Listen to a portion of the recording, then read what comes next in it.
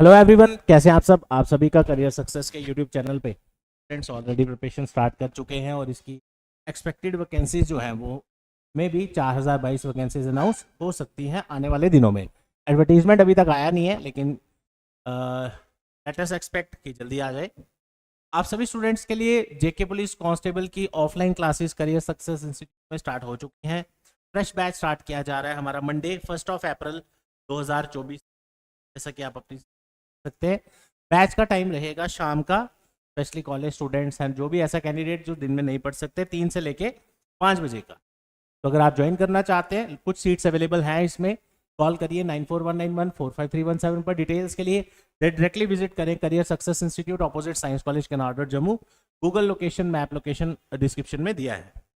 अब बात करते हैं कि आज इस वीडियो में हम डिस्कस करने क्या वाले हैं। इस वीडियो में हम डिस्कस करने वाले हैं, जैसे हमने कल से जेके पुलिस कांस्टेबल की जो क्लासेस हैं जिसमें टिप्स एंड ट्रिक्स हम डिस्कस किया करेंगे आपके एग्जाम में जो हेल्पफुल भी रहे, उसी के रिलेटेड आज क्लास नंबर 2 है, जिसमें हम एक टॉपिक डिस्कस करेंगे, जिसमें हम उसके छोटे छोटे टिप्स ट्रिक्स डिस्कस करेंगे। टॉपिक का नाम है रिलेशन। आप सबने पढ़ा भी होगा। अगर आप सभी घर से पढ़ना चाहते हैं, लाइव क्लासेस करियर सक्सेस के अटेंड करना चाहते हैं, तो मॉर्निंग का टाइम है 9 AM का। आप लाइव क्लासेस परचेस कर सकते हैं directly from our app. Description में उसका लिंक भी दिया है। ये आपको पड़ेगा 1999 का, जिसमें 100 सीट्स अवेलेबल हैं। कुछ सीट्स अवेलेबल हैं, आप ज्वाइन कर सकते हैं। अब आ जाते हैं आप आज के इस टॉपिक पे, जो आज हम इस वीडियो में डिस्कस करेंगे। देखो, एक वीडियो में पूरा टॉपिक डिस्कस करना इज प्रैक्टिकली नॉट पॉसिबल। आपको समझ भी आना चाहिए। दूसरा, आज मैं आपसे कुछ ऐसी चीज़ें डिस्कस करूंगा जिससे आप पेपर में क्वेश्चंस थोड़ा जल्दी सॉल्व कर सकते हैं, यानी कि ब्लड रिलेशन के बेसिक टिप्स एंड ट्रिक्स। अब ब्लड रिलेशन में जब भी आप अपने लेवल पे भी पढ़ेंगे, आपने याद रखनी है, आपको 3 तरह के क्वेश्चंस आएंगे। स्टेटमेंट बेस्ड क्वेश्चंस, उसके अलावा pointing based questions, pointing case बोलते हैं जिसको, और एक और है आपकी कोडेड टाइप, जिसको हम कोडेड फॉर्म भी बोलते हैं। तो ये आपको हर जगह काम आएंगी, किसी भी टाइप में आप क्वेश्चन अगर सॉल्व कर रहे हैं। चलते हैं जी नेक्स्ट स्लाइड में। मैंने आपके सामने कुछ यहाँ पे स्टेटमेंट्स लिखी हैं। पहले मैं आपसे पूछूंगा कि मुझे आप बताओ इस स्टेटमेंट का मीनिंग क्या है। नॉर्मली अगर आप अपने लेवल पे स्टडी कर रहे हैं तो आपने इसको लिखा ही होगा, पढ़ा ही होगा। मैंने आपके सामने एक स्टेटमेंट लिखी है, A is brother of B, और आपसे एक क्वेश्चन पूछा है, how B is related to A. तो आप कमेंट सेक्शन में जरूर बताइए कि इसका आंसर क्या रहेगा। नॉर्मली क्या होगा, अगर इस तरह का क्वेश्चन पेपर में आए तो बच्चे क्या करते हैं, पहले इसकी डायग्राम बनाते हैं, इसको डायग्रामेटिकली रिप्रेजेंट करते हैं। जैसे ए इज ब्रदर ऑफ बी, तो हम क्या करते हैं, ब्रदर सिस्टर का रिलेशन हो तो एक स्ट्रेट लाइन हम ड्रॉ कर लेते हैं। ये मैंने प्लस क्या लिखा, plus represents male and minus represents female. ठीक है। अब आप क्या करेंगे, पेपर में डायग्राम बनाएंगे। जब आपने डायग्राम बना ली, फिर आप इस क्वेश्चन का आंसर दे सकते हैं कि how B is related to A. तो कमेंट सेक्शन में जरूर बताइएगा क्या आंसर आएगा।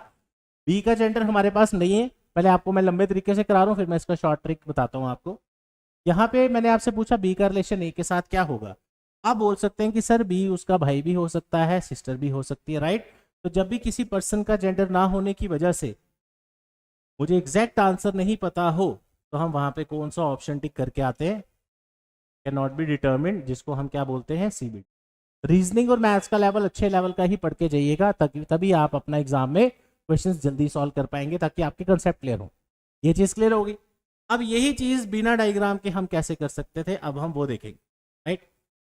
मैंने आपको यहाँ एक स्टेटमेंट दी कि बड़ी जगह ऐसा होगा कि आपको कोई ऐसा क्वेश्चन पूछा जाएगा जिसमें किसी पर्सन का जेंडर क्वेश्चन में नहीं दिया हो। जैसे इसी में मैं दोबारा आ रहा हूँ, स्टेटमेंट थी A is brother of B, right.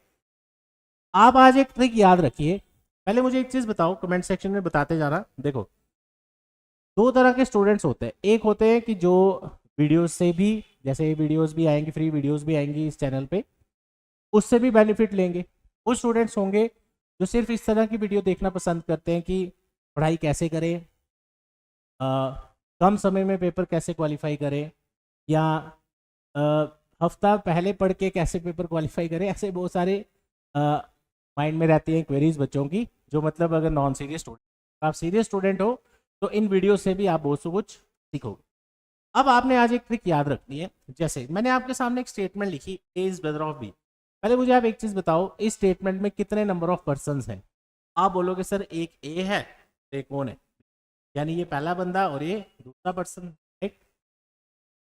आप एक ट्रिक याद रखोगे, आज के बाद कभी भी आपने ब्लड रिलेशन पढ़ा तो ये आपको याद होना चाहिए, जिस पर्सन का नाम स्टेटमेंट के लास्ट में लिखा हो, इस स्टेटमेंट में लास्ट में कौन लिखा है जी, बी, या ऐसे भी बोल सकते हैं जिस बंदे का नाम दूसरे नंबर पे लिखा हो, पहला कौन है ए, दूसरा कौन है बी, उसका जेंडर कभी भी आपके पास नहीं होगा।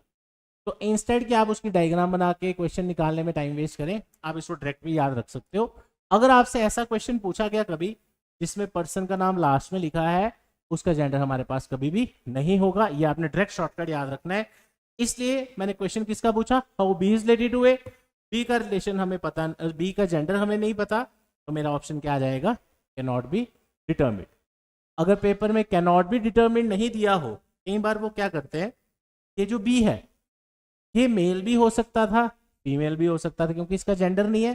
तो अगर ये मेल होता तो ये ए का यहाँ तो ब्रदर लगता, और अगर फीमेल होता तो दोनों में से कोई भी ऑप्शन आए आप वहां पे लगा के आ सकते हैं। कमेंट सेक्शन में जरूर बताएं कि आपको समझ आया कि नहीं। अब एक और कंसेप्ट इसमें डिस्कस करेंगे, ये भी रिसेंटली जेकेएसएसबी के किसी पेपर में स्टेटमेंट आई थी, सिर्फ इस वर्ड की वजह से काफी बच्चे क्वेश्चन गलत करके आए हैं। मैं अगर आपसे पूछूं, इसमें भी एक ट्रिक याद रखेंगे हम, मैं आपसे पूछूं कि अगर इसको रिप्रेजेंट करना हो हमने, इस लाइन का मतलब क्या है, A is the only son of B का मतलब हो गया ए का इकलौता बेटा है बी, ए इकलौता बेटा है बी का, A is the only son of B, यानी बी इसका पेरेंट होगा।